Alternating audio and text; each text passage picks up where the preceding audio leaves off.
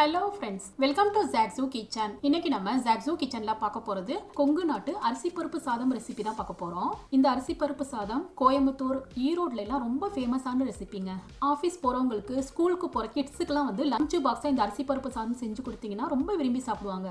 நம்ம துவரம் பருப்பு சேர்த்து செய்யறதுனால அந்த நாளுக்கு தேவையான புரதச்சத்து ஈஸியா கிடைக்கும். பொல பொலன்னு உதிரி உதிரியா இருக்கிற இந்த அரிசி பருப்பு சாதத்துக்கு குழம்பெல்லாம் தேவையில்லை. சைட் டிஷ்ஷா உருளைக்கிழங்கு ஃப்ரை இல்லைன்னா சிப்ஸ் கூட வச்சு சாப்பிட்டுக்கலாம். எங்க வீட்ல எல்லாம் வீக்லி ஒன்ஸ் இதை செஞ்சிருவோங்க. அந்த அளவுக்கு டேஸ்ட் வந்து சூப்பரா இருக்கும். வாங்க ஃப்ரெண்ட்ஸ், நம்ம கிச்சன்ல அரிசி பருப்பு சாதம் செஞ்சிடலாமா? ஃப்ரெண்ட்ஸ், இந்த வீடியோ உங்களுக்கு பிடிச்சிருந்ததுன்னா லைக் பண்ணி, ஷேர் பண்ணி, சப்ஸ்கிரைப் பண்ணிக்கங்க. இந்த வீடியோ உங்களுக்கு பிடிச்சிருந்ததுன்னா வீடியோக்கு ஒரு லைக் கொடுங்க ஃப்ரெண்ட்ஸ். ஃபர்ஸ்ட் அரிசி பருப்பு சாதத்துக்கு அரிசியும் பருப்பையும் ஊற வச்சுக்கலாம். பவுல்ல 2 கப்பு சாப்பாட்டு அரிசி சேர்த்துக்கிறேன். 2 கப்புக்கு பதிலாக 1 கப் அரிசியை வச்சு நீங்க தாராளமா செஞ்சு பார்க்கலாம். இன்னொரு பவுல்ல 2 கப் அரிசிக்கு 1 கப் துவரம் பருப்பு எடுத்துக்கிறேன்.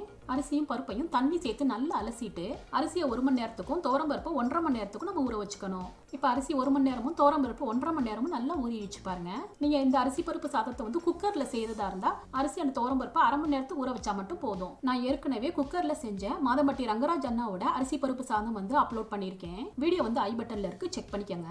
இப்போ இதுல இருக்க தண்ணியெல்லாம் வடிச்சிட்டு ரெண்டையும் கலந்து எடுத்துக்கலாம். இப்போ பெரிய பேன் எடுத்துக்கலாம். இதுல 4 டேபிள் ஸ்பூன் எண்ணெய் சேர்த்துக்கிறேன். எண்ணெய் சூடானதும் அடுப்பை வந்து லோ ஃப்ளேம்ல வச்சுட்டு காஞ்ச மிளகாய், அதாவது சிகப்பு மிளகாய் 5, கடுகு 1 டீஸ்பூன், சீரகம் 1/2 டீஸ்பூன் சேர்த்துட்டு இதை நல்லா பொரிய வச்சுக்கணும். இப்போ இதில் 1 கப்பு சின்ன வெங்காயம் சேர்த்துக்கிறேன். ஃப்ரெண்ட்ஸ், பெரிய வெங்காயத்துக்கு பதிலாக சின்ன வெங்காயம் சேர்த்து செய்யுங்க. அப்போதான் அரிசி பருப்பு சாதம் வந்து டேஸ்ட்டாக இருக்கும். இப்போ இதில் 5-6 பூண்டு பல்லு வீதம் பூண்டை வந்து பொடியாக கட் பண்ணிட்டு 1.5 டீஸ்பூன் வீதம் சேர்த்துக்கிறேன். கூடவே கொஞ்சம் கருவேப்பிலையும் சேர்த்துக்கணும். இப்போ இது எல்லாத்தையுமே நல்லா வதக்கிக்கலாம். இப்போ இதில் 3 சின்ன சைஸ் தக்காளியை இந்த மாதிரி குட்டி குட்டி பீசஸாக கட் பண்ணிட்டு சேர்த்துக்கணும். இதை நல்லா கலந்து விட்டுக்கலாம். இப்போ இதில் மஞ்சள் தூள் 1/2 டீஸ்பூன், கல் உப்பு 1 டேபிள் ஸ்பூன் சேர்த்துட்டு இதை நல்லா கலந்து விட்டுக்கணும். இப்போ இதில் நம்ம ஊற வச்சிருந்த அரிசி பருப்பை சேர்த்துக்கலாம். ஃப்ரெண்ட்ஸ், நான் ஒரு தப்பு பண்ணிட்டேன். அரிசியும் பருப்பையும் வந்து சுத்தமாக தண்ணி வடிக்காமல் சேர்த்துட்டேன். நீங்கள் செய்கிறப்போ அரிசி பருப்புல இருந்து சுத்தமாக தண்ணி இல்லாத அளவுக்கு நல்லா வடிச்சிட்டு சேர்த்துக்கோங்க. அரிசியும் பருப்பையும் ஊற வச்சதுல பவுல்ல வந்து இந்த அளவுக்கு வந்தது. இந்த பவுல்ல தான் நம்ம தண்ணியும் அளந்து எடுத்துக்கணும்.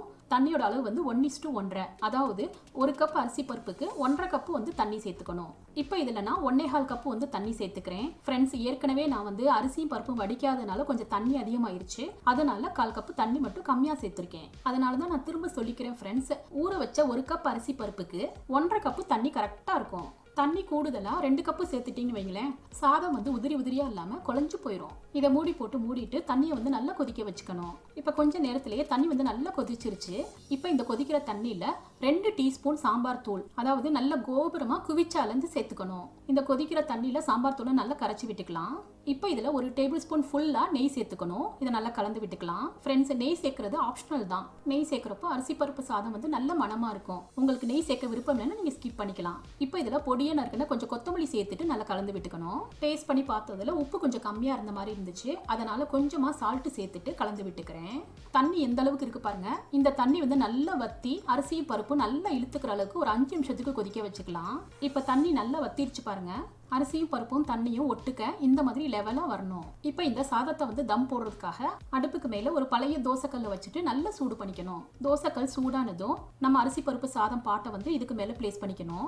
இப்போ இது லிட்டால கவர் பண்ணிட்டு 15 நிமிஷத்துக்கு நம்ம தம் வச்சுக்கலாம். இப்போ 15 நிமிஷம் ஆயிருச்சு. இதை ஓபன் பண்ணி பார்க்கலாம். இதை கலந்து விட்டோம்னா அரிசியில வந்து ஈரப்பதம் இருக்கு பாருங்க. இதை மறுபடியும் க்ளோஸ் பண்ணிட்டு ஒரு 5 நிமிஷத்துக்கு மறுபடியும் தம்க்கு விட்டு அடுப்பு ஆஃப் பண்ணிக்கலாம். ஸோ மொத்தமாக நம்ம 20 மினிட்ஸ்க்கு தம்க்கு விட்டுக்கணும். மேற்கொண்டு நான் 5 நிமிஷம் வச்சிருந்து அடுப்பு ஆஃப் பண்ணிட்டேன். இப்போ இதை நம்ம திறந்து பார்த்துடலாம். அரிசி பருப்பு சாதம் வந்து நல்லா கமகமன்னு வாசமா இருக்கு. இப்போ இதை ஒரு தடவை கலந்து விட்டுக்கலாம். சாதம் குழஞ்சிராம எவ்வளவு உதிரி உதிரியா இருக்கு பாருங்க. இந்த சாதம் சாப்பிட்றதுக்கு குழம்புலாம் தேவையே இல்லை. சைட் டிஷ்ஷா எதுனாலும் வச்சு சாப்பிட்டோம்னா டேஸ்ட் வந்து சூப்பரா இருக்கும். ஃப்ரெண்ட்ஸ், நீங்களும் இந்த டேஸ்டியான கொங்கு நாட்டு அரிசி பருப்பு சாதத்தை ட்ரை பண்ணி பார்த்துட்டு உங்க எக்ஸ்பீரியன்ஸை கமெண்ட்ல ஷேர் பண்ணுங்க. சுவையான சமையல், சுகமான வாழ்வு. தேங்க்யூ.